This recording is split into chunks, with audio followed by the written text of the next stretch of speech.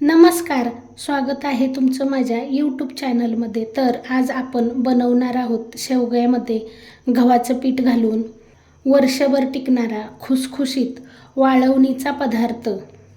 तर काय आहे हा पदार्थ पाहण्यासाठी व्हिडिओ कुठेही स्किप न करता व्हिडिओ पूर्ण बघा. तर चला व्हिडिओला सुरुवात करूया. तर ही रेसिपी बनवण्यासाठी इथे मी घेतलं आहे 1 वाटी गव्हाचं पीठ. आपलं रोजचं जे वापरातलं गव्हाचं पीठ असतं तेच घ्यायचं आहे.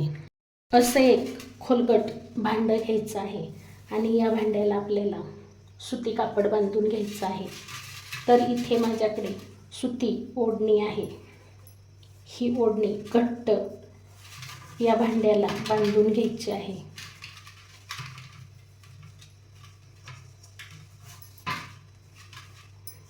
आणि आता हे पीठ आपल्याला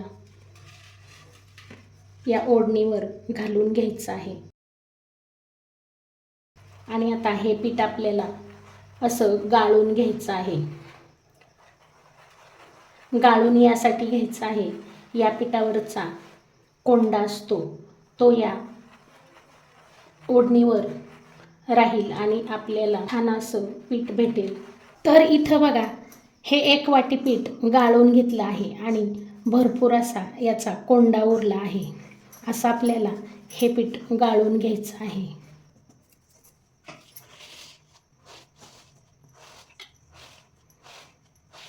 आता ही ओढणी आपल्याला सोडून द्यायची आहे. आपल्याकडे सुती साडी असेल तर ती सुद्धा घेऊ शकता.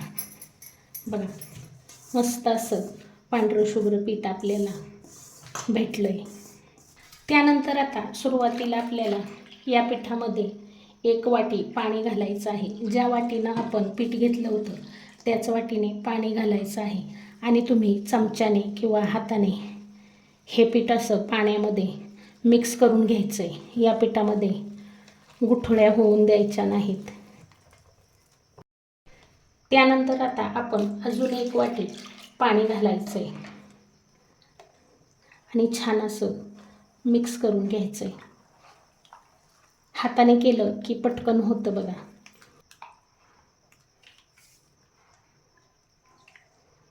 तर बघा, इथं या पिठातल्या सर्व गुठळ्या मोडून घेतल्या आहेत. एकही गुठळी राहता कामा नये बरं का. आता पुन्हा आपण याच्यामध्ये 1 वाटीभर पाणी घालणार आहोत. तर इथे आपण टोटल 3 वाट्या पाणी घातलं आहे. तुम्ही हवं तर पाण्याचा जास्त वापरसुद्धा करू शकता. आणि आता याला छान असं मिक्स करायचं आहे. आता याच्यामध्ये 1 तुरटीचा छोटा खडा घालायचा आहे. आता या पिठावर झाकण ठेवून आपल्याला हे पीठ रात्रभर भिजत ठेवायचं आहे. आता आपण हे पीठ उद्या सकाळी पाहूया. तर आता दुसऱ्या दिवशी सकाळी आपण हे पीठ पाहूया. तर बघा, इथे आपलं पीठ भांड्याच्या बुडाला बसलं आहे आणि हे वरचं जे पाणी आहे ते अलगद आपल्याला काढून घ्यायचं आहे. तर मी तुम्हाला आत्तापर्यंत सांगितलं नव्हतं की आपण गव्हाचं पीठ शेवग्यामध्ये घालून काय बनवणार आहोत. तर आपण आज गव्हाचं पीठ शेवग्यामध्ये घालून बनवणार आहोत मस्त अशा झटपट होणाऱ्या कुरडया. ना गहू भिजवायची झंझट, ना चीक काढायची झंझट. या पद्धतीने बनवलेल्या कुरडया अतिशय सुंदर होतात. तर इथे मी या पिठावरचं सर्व पाणी काढून घेतलं आहे.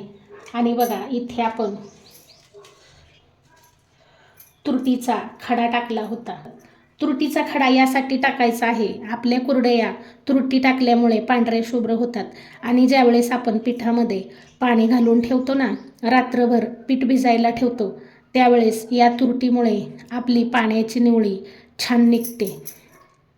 बघा, तुरटी थोडीसुद्धा विरघळली नाही. जेवढा आपण खडा टाकला आहे तेवढाच खडा आहे. तर इथे तयार झाला आपला कुरडयासाठी मस्त असा झटपटची, ना गहू भिजवायची झंझट, ना चीक काढायची झंझट. आता हा चीक एका भांड्यामध्ये घालून घ्यायचा आहे. म्हणजे काय, आपल्याला पाण्याचा अंदाज व्यवस्थित ठेवता येतो. कोणत्याही भांड्याने हा चीक मोजून घ्यायचा आहे. इथे आपलं एक भांडं चीक आहे. आता याच भांड्याने आपण कुरडयासाठी पाणी मोजून ठेवणार आहे. जेवढा आपला चीक आहे तेवढंच आपण पाणी घ्यायचं आहे. इथं मी कढई घेतली आहे. तुम्ही हवं तर पातेलं सुद्धा घेऊ शकता. त्यानंतर आता गॅस सुरू करायचा आहे आणि चवीपुरतं मीठ घालायचं आहे. त्यानंतर आता अर्धा चमचा पापड खार घालायचा आहे. आपला नाश्ता करायचा चमचा असतो ना, त्या चमच्याने मी इथं पापड खार घेतलाय. पापड खार घातल्यामुळे आपल्या कुरडया छान हलक्या फुलक्या होतात आणि छान फुलतात. आता या कढईवर झाकण ठेवायचं आहे आणि पाण्याला उकळी येऊन द्यायची. आपल्या पाण्याला उकळी आली आहे. आता आपण झाकण काढूया आणि आता गॅस एकदम बारीक करायचा आहे आणि एका हाताने हा चीक थोडा थोडा असा घालून घ्यायचा आहे आणि एका हाताने ह्याला घाटून घ्यायचं आहे. आमच्याकडे घाटून घ्यायचं असं म्हणतात बरं का, तुमच्याकडे काय म्हणतात माहीत नाही. कोणाकडे हाटून घ्यायचं म्हणतात, कोणाकडे घाटून घ्यायचं म्हणतात. सतत एकसारखं हलवत राहायचं आहे. याच्यामध्ये गाठी होऊन द्यायच्या नाहीत. आपण जेव्हा पीठ घाटतो ना त्यावेळेस गॅसची फ्लेम एकदम बारीक करायची, स्लो करायची, म्हणजे याच्यामध्ये गुटुळ्या होत नाहीत. आणि आता घाटून झालं आहे. आता मी गॅसची फ्लेम थोडीशी वाढवली आहे, मीडियम गॅस केला आहे. आता मीडियम गॅसवर आपल्याला हे पीठ छान असं शिजवून घ्यायचं आहे. उलटण्याने जरी असं सतत हलवत राहिलं ना तरी याच्यामध्ये गुटुळ्या होत नाहीत. तर तुम्ही एकदा अशा माझ्या पद्धतीने झटपट कुरडया नक्की बनवून बघा. अतिशय सुंदर होतात आणि खायला सुद्धा छान लागतात. 4 ते 5 मिनिटे मीडियम गॅसवर मी हा चीक शिजवून घेतला आहे. आता याच्यावर आपण झाकण ठेवायचंय. झाकण ठेवून आता पुन्हा एकदम बारीक गॅसवर 2-3 मिनिटे हा चीक शिजवून घ्यायचा आहे. असं झाकण ठेवून चीक शिजवून घेतला की आपल्या कुरडया छान फुलतात. 3 ते 4 मिनिटे हा चीक स्लो गॅसवर शिजवून घेतलाय आणि याला छान घट्टपणा आलाय. तर चला आता आपण याच्या कुरडया बनवूया. कुरडया बनवण्यासाठी शेवग्यामध्ये मोठ्या होलची चकली घालून घेतली आहे आणि उन्हामध्ये प्लास्टिकचा कागद अंथरून घेतला आहे. कागदाला टिपकाभर सुद्धा तेल लावलं नाही. मोठ्या होलच्या चकलीने कुरडया केल्या की कुरडया दिसायला सुंदर दिसतात आणि कुरडया तळल्यानंतर सुद्धा छान फुलतात व छान दिसतात. आता दाबून दाबून या शेवग्यामध्ये चीक भरून घ्यायचा आहे आणि हवं त्या साईजच्या कुरडया घालून घ्यायच्या. तर मी तुम्हाला पुन्हा एकदा सांगेन की तुम्ही खरंच जास्त मेहनत न करता अशा कुरडया एकदा नक्की बनवून बघा. खायला सुद्धा सुंदर लागतात आणि फुलतातही छान.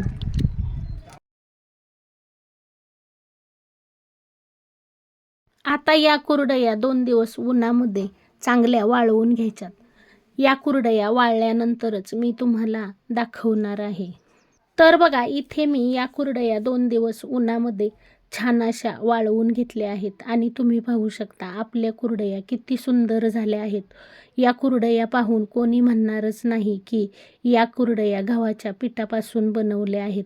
तर चला आता आपण या कुरडया तळून पाहूया. कुरडया तळण्यासाठी कढईमध्ये तेल चांगलं कडकडीत गरम करून घेतले आणि बघा किती मस्त कुरडया फुलत आहेत. तुमचा सुद्धा विश्वास बसणार नाही की ह्या गव्हाच्या पिठापासून कुरडया बनवल्या आहेत. पण मी अगदी खरंच सांगते की गव्हाच्या पिठापासून कुरडया बनवून बघा. अतिशय सुंदर फुलतात आणि खायला चवीला सुद्धा खूप छान लागतात. तुम्ही बनवून बघा आणि नंतर कमेंट करून मला सांगा. आणि यापुढे नेहमी अशाच कुरडया बनवून ठेवा. कशाला गहू भिजत घालायचे, चीक काढायचं, एवढी झंझट करण्यापेक्षा अशा साध्या सोप्या कुरडया नक्की बनवून बघा. किती सुंदर दिसतात हो. तर तुम्हाला माझी आजची ही कुरडयाची रेसिपी कशी वाटली कमेंट करून सांगायला विसरू नका. नक्की कमेंट करून सांगा आणि माझ्यासारख्या अशा कुरडया बनवून बघा. रेसिपी आवडली असेल तर इतरांना शेअर करा. चॅनलला याआधी सबस्क्राईब केलं नसेल तर सबस्क्राईब करा, सपोर्ट करा. एक लाईक करायला विसरू नका. तुमच्या खूप साऱ्या लाईक्स पाहून अशाच साध्या सोप्या छान छान रेसिपी बनवायला उत्साह येतो. रेसिपी पाहिल्याबद्दल खूप खूप खूप धन्यवाद. पुन्हा भेटूया अशाच एका नवीन छानशा रेसिपीसोबत. तोपर्यंत बाय बाय.